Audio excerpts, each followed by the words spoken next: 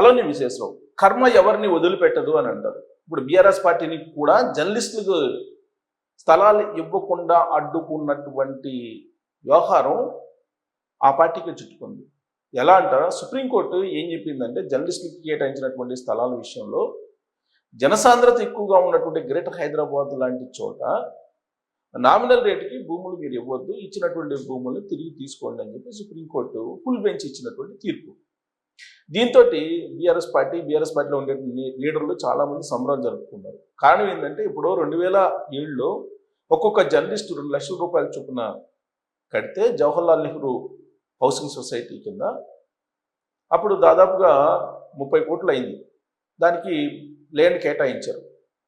Land కేటాయించిన దాన్ని రద్దు చేసేదానికి సుప్రీంకోర్టు తీర్పిచ్చింది.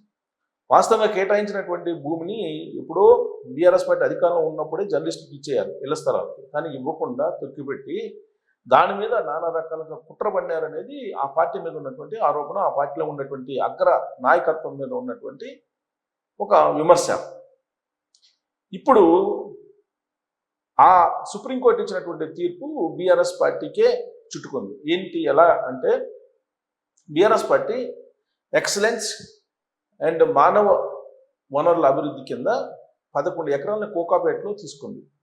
ఆ రోజు ఉన్నటువంటి ముఖ్యమంత్రి ప్రతిపాదన మేరకు క్యాబినెట్లో పెట్టి చాలా నామినల్ రేట్కి 11 ఎకరాలను తీసేసుకుంది.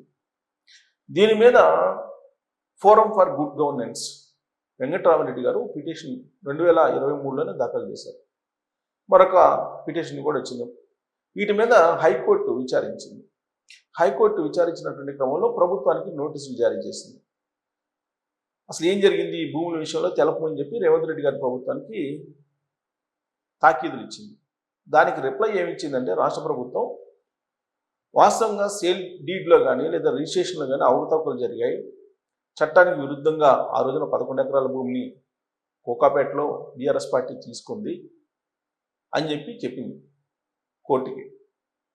కోర్టు ఏముంది, అసలు సుప్రీంకోర్టు తీర్పు ప్రకారం జనసాంద్రత కలిగినటువంటి ప్రాంతాల్లో ఖరీదైనటువంటి భూములని ఇవ్వకూడదు అని చెప్పి తీర్పు ఉంది కదా, ఆ తీర్పు ప్రకారం ఈ 11 ఎకరాలని మళ్ళీ ప్రభుత్వం తీసుకోవాలి అని చెప్పి ఆదేశాలు జారీ చేసింది. ఎందుకు తీసుకోకూడదు అని చెప్పి అభిప్రాయపడింది.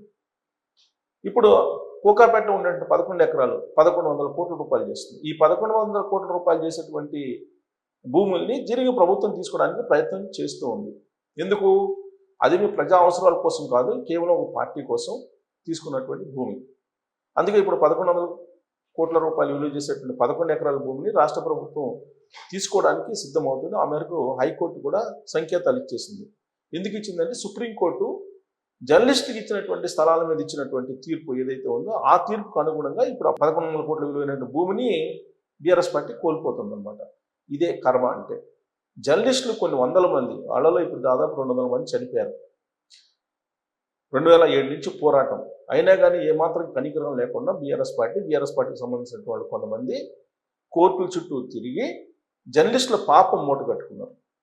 ఇప్పుడు అదే పాపం వీళ్ళకి చుట్టుకుంది బీఆర్ఎస్ పార్టీ వాళ్ళు. 1100 కోట్ల రూపాయలు విలువైనటువంటి 11 ఎకరాలని కోకాపేటలో తిరిగి ప్రభుత్వానికి ఇచ్చేటువంటి పరిస్థితి వచ్చింది. మరి ఇస్తుందా లేదంటే మెలికి పెడుతుందా అనేది చూడాల్సి ఉంది. Thank you.